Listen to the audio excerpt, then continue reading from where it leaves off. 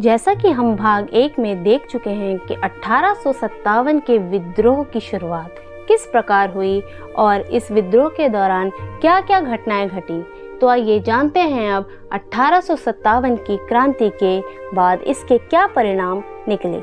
सबसे पहले east India company के शासन का अंत हुआ। विद्रोह ने भारत में ईस्ट इंडिया कंपनी के शासन के अंत को चिन्हित किया। 1858 में ब्रिटिश क्राउन ने भारत का प्रशासन अपने हाथों में ले लिया और देश एक ब्रिटिश उपनिवेश बन गया। दूसरा, ब्रिटिश नियंत्रण में वृद्धि हुई। विद्रोह के बाद ब्रिटिश सरकार ने भारत पर अपना नियंत्रण कड़ा कर लिया।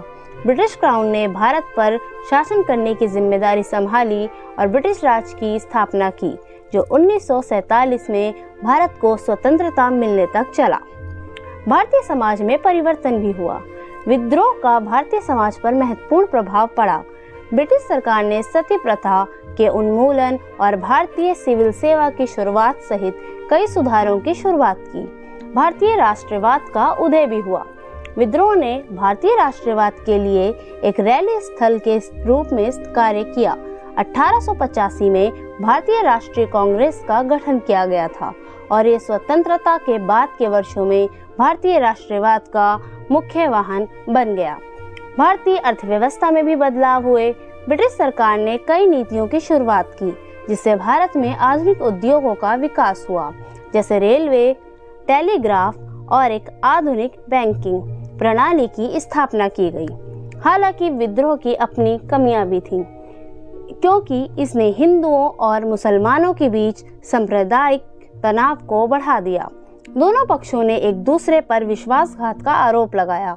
विद्रोह भी भारत से अंग्रेजों को खदेड़ने के अपने मुख्य उद्देश्य को प्राप्त करने में विफल रहा।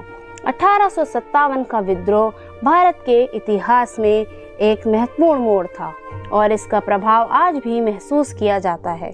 यह भारतीय लोगों द्वारा अपने देश पर फिर से नियंत्रण पाने और उपनिवेशिक उत्पीड़न के सामने अपनी पहचान और सम्मान का दावा करने का एक साहसिक प्रयास था। कुल मिलाकर 1857 के विद्रोह के भारत और ब्रिटिश साम्राज्यवाद के व्यापक संदर्भ में दूरगामी परिणाम हुए। इसने भारतीय इतिहास में एक महत्वपूर्ण मोड़ दिया और भारतीय समाज और शासन में महत्वपूर्ण परिवर्तन किए।